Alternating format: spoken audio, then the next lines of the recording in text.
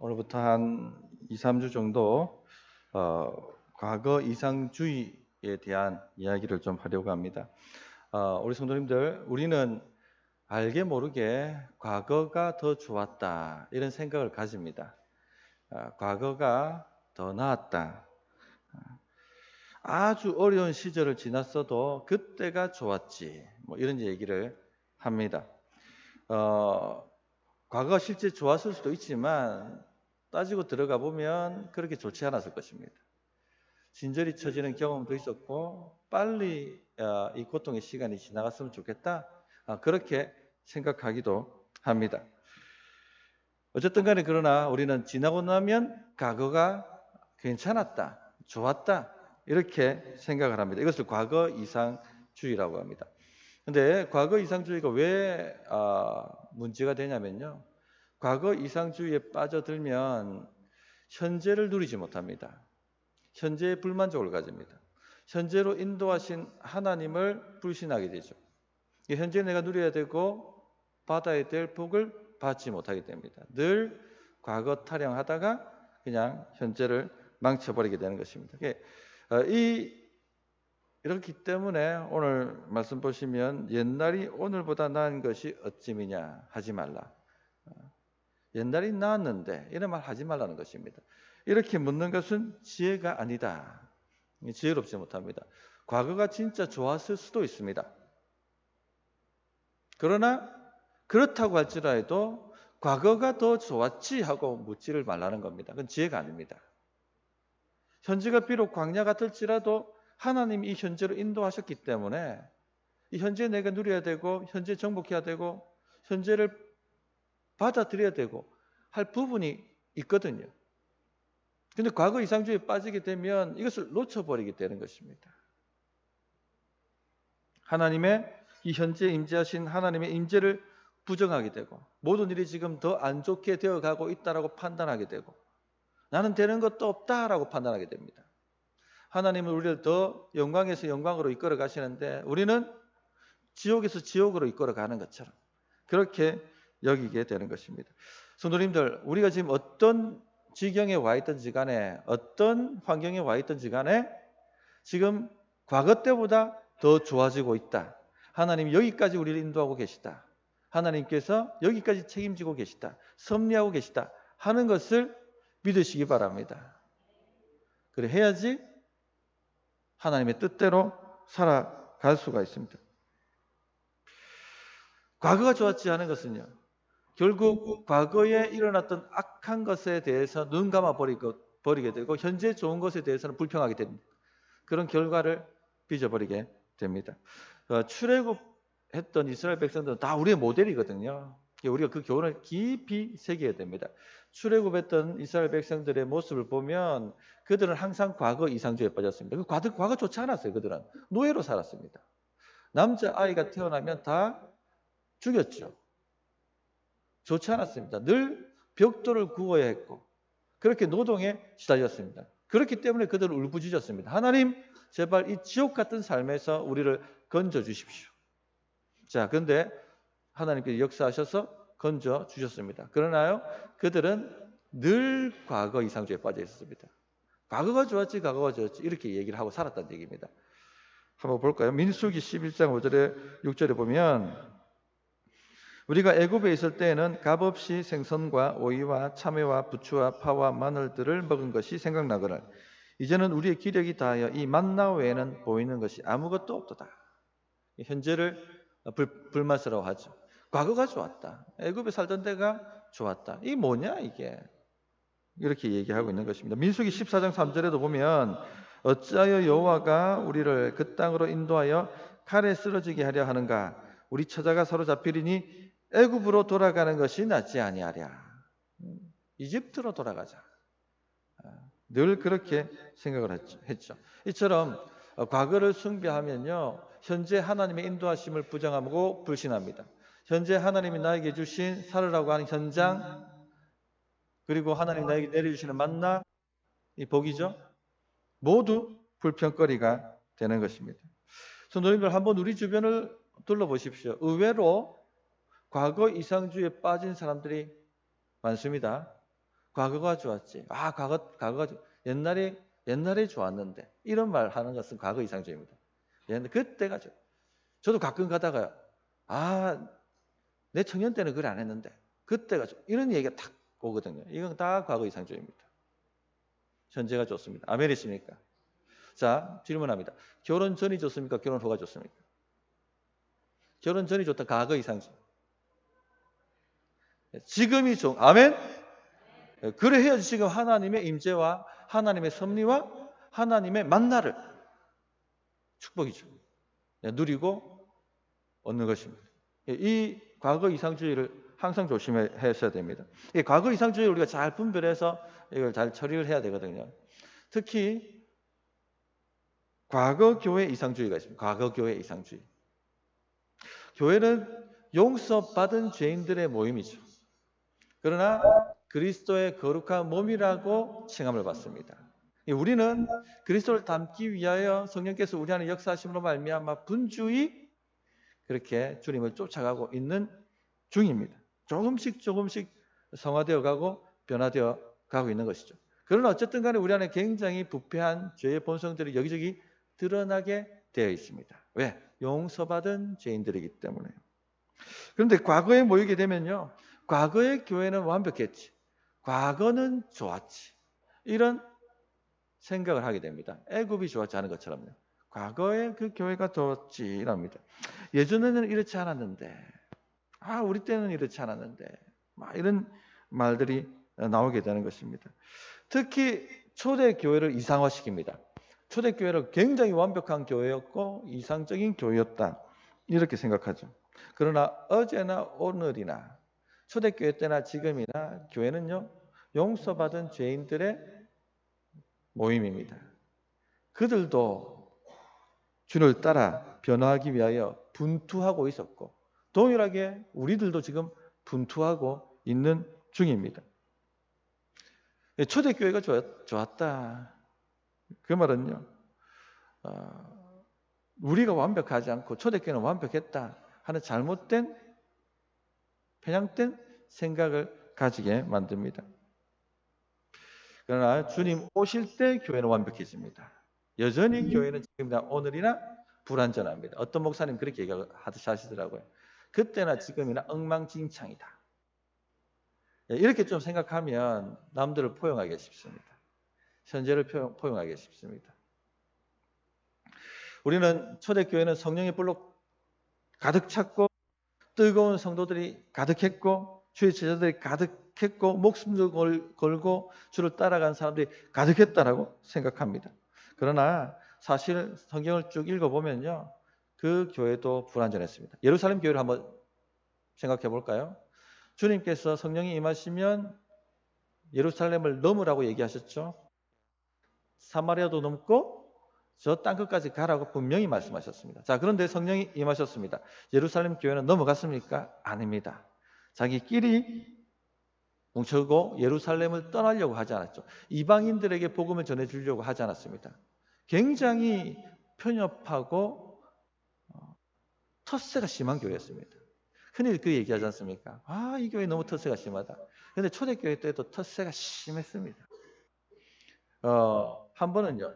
구제를 하는데 히브리파 가보는 구제 명단에 들어가고 헬라파 가보는 구제 명단에 빠졌습니다. 왜? 텃세 때문에. 끼리끼리 때문에. 초대교회 예루살렘 교회도 완벽하지 않았던 것이죠. 거기다가 파벌도 심했습니다.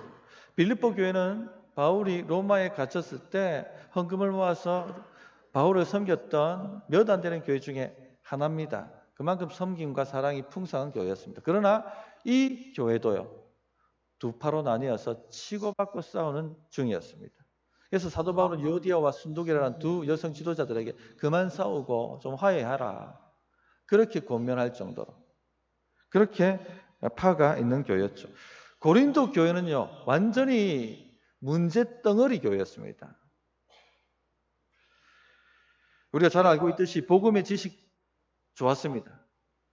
언별이 탁월한 교회였고 성령의 은사 사모하고 성령의 은사가 또 일어나는 교회였습니다. 그러나 지도자를 따라서 뇌파가 나뉘어서 주도권 다툼을 하는 갈라진 교회였죠. 거기다가 옛 습관을 버리지 못하고 교회 안에서 싸우던 사람들이 세상 법정에 나가서 서로 고소하는 일까지 발생했습니다. 뿐만 아니라 창녀촌에 드나들던 사람들이 여전히 예수 믿고도 창녀촌에 드나들고 있는 사람들이 많았죠. 그러나 교회는요, 이런 사람들을 치리하지 않았습니다. 엉망진창 교회죠. 성찬식 같은 경우는 굉장히 엉망진창으로 해가지고 오히려 성찬식이 술 취하고 완전히 먹고 노는 그런 모임이 되어버렸죠. 그 결과 성찬식이 유익을 주는 것이 아니라 병든 자가 많게 되었고 심지어는 죽는 자까지 생겨날 정도로 하나님이 진노하셨습니다. 이 정도면 온갖 교회 문제를 다 갖고 있는 교회라고 여겨지지 않습니까? 이처럼 엉망진창 교회가 바로 고린도 교회였습니다. 오늘 교회 위기라는 얘기를 자주 듣습니다만 교회가 위기 아닌 적은 한 번도 없었어요.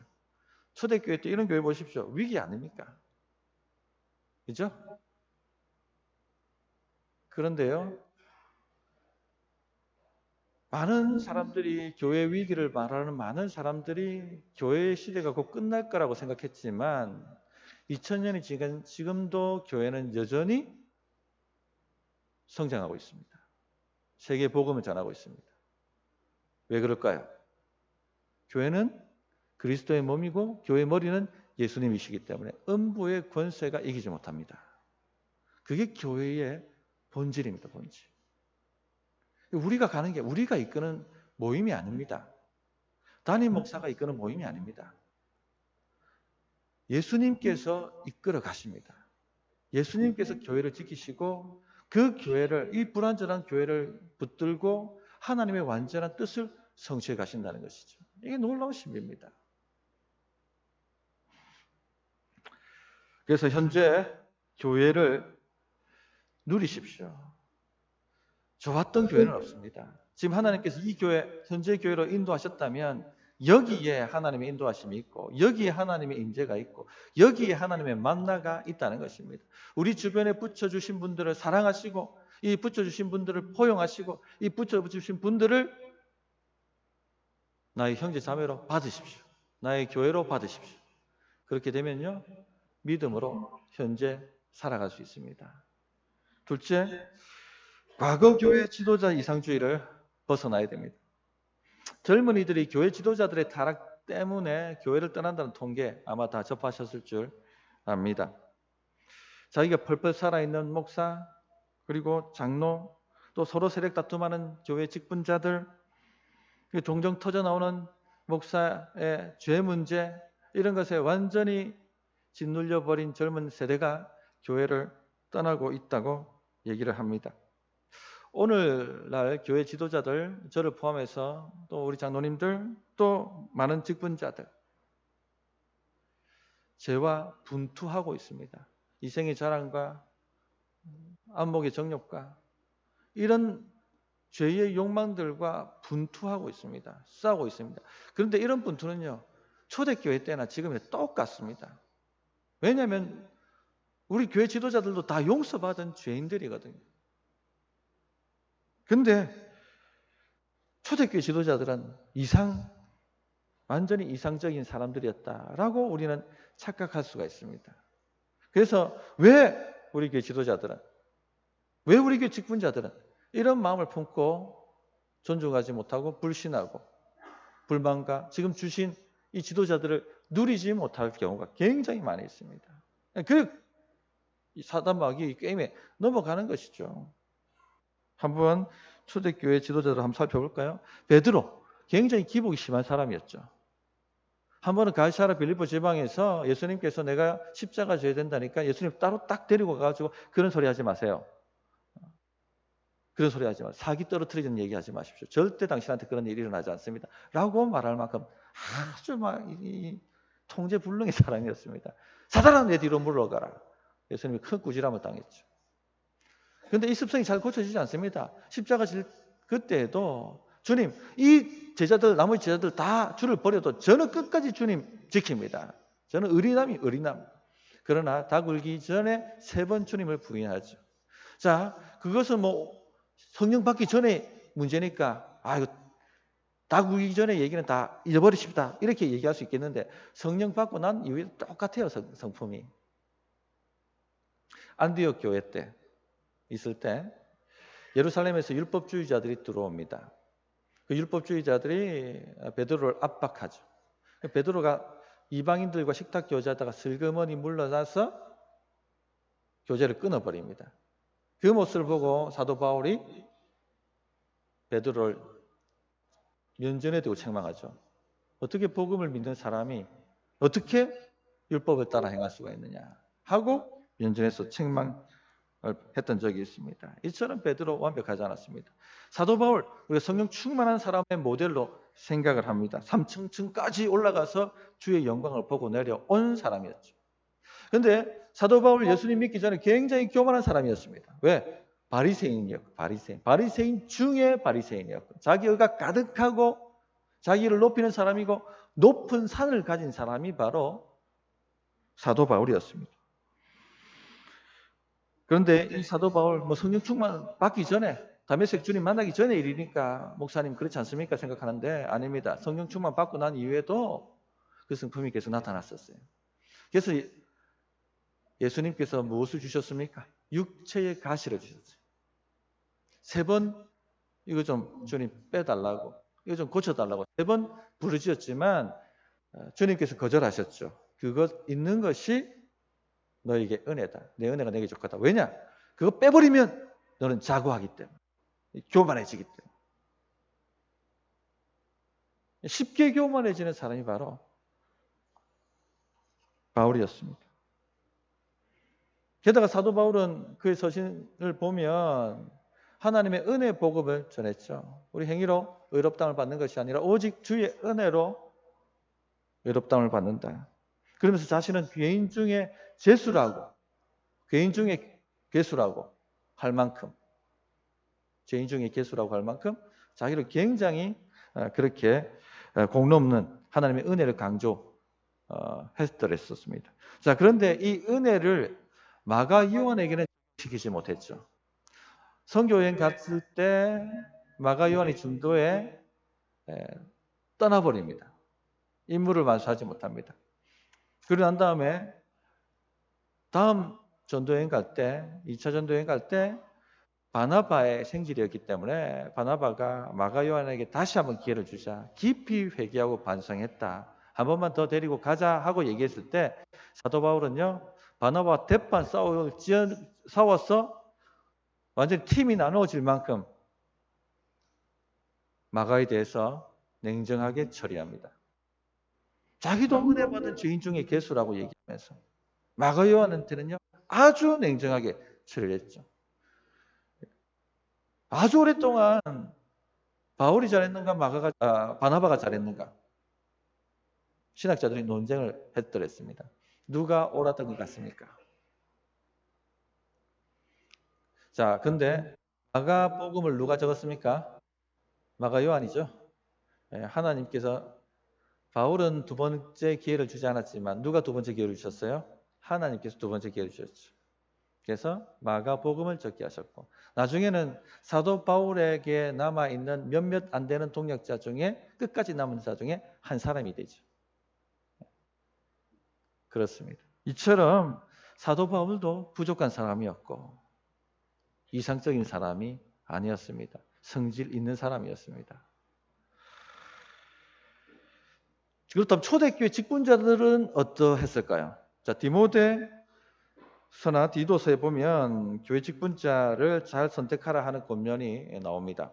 우리도 2주 후에 직분자를 뽑지만 오늘 주일 오후 때 한번 말씀드릴 본문이 디모데전서 3장 1절부터 12절인데 거기에 보면 직분자를 이렇게 세우라는 권면이 나옵니다. 그러므로 감독은 책망할 것이 없으며 한 아내의 남편이 되며 절제하며 신중하며 단정하며 나그네를 대접하며 가르치기를 잘하며 술을 즐기지 아니하며 구타하지 아니하며 오직 관용하며 다투지 아니하며 돈을 사랑하지 아니하며 자기 집을 잘 다스려 자녀들로 모든 공손함으로 복종하게 하는 자라야 할지며 이렇게 얘기하고 있거든요. 자, 그럼 한번 반대로 이렇게 뒤집어서 생각해 봅시다. 아내가 여러 명이 있고 절제를 못하고 신중하지 않고 단정하지도 않고 술을 즐기고 구타를 일삼고 결핍하면 다투고 돈을 사랑하고 가정은 엉망진창이고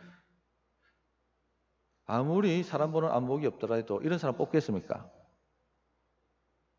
여기 계신 분들 중에 이런 사람 뽑겠습니까? 아무리 안목이 없어도 이런 사람은 뽑지 않습니다. 자, 그런데 디모데에게 이런 사람 뽑지 말라고 사도 바울이 명령을 내리고 있거든요. 그 말은 뭡니까? 이런 사람이 뽑혔다는 얘기잖아요. 초대교회 직분자가 이런 사람이 뽑혔다는 얘기입니다. 우리 때보다 더 어찌 보면 엉망진창이었다.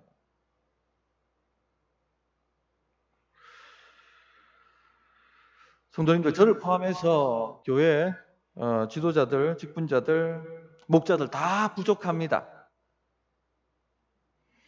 근데 우리가 자칫 이 과거 지도자 이상주의에 빠지게 되면요, 현재 지도자들을 두리지를 못합니다. 왜 우리 목사님은 완벽하지 않는가? 왜 우리 장로님들은 완벽하지 않는가? 왜 우리 직분자들은 완벽하지 않는가? 왜 우리 목자는 완벽하지 않는가? 딱 이상주의 잣대를 딱 들이대고 이상주의 잣대를 들이대는 순간요, 현재는 불행해집니다. 그 이상을 맞출 수 있는 사람은 우리 중에 아무도 없거든요. 주위에 수백 개는 없습니다. 근데 그 이상주의를 딱 들이대는 순간 모두 다 기준 미달이에요. 그럼 불평과 원망이 나올 수밖에 없습니다.